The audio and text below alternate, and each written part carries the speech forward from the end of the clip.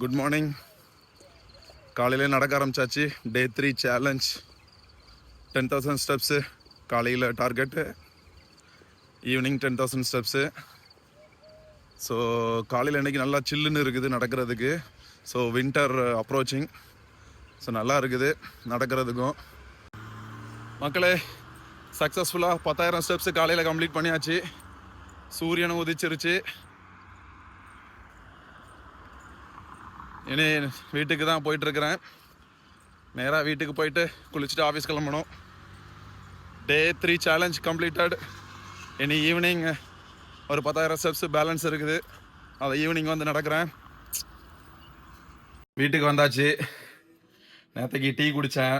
So எங்கள் அண்ணா ஒருத்தங்க tea குடிக்காதன்னு சொன்னாங்க. ஸோ இளநீ வாங்கி வச்சுட்டேன்.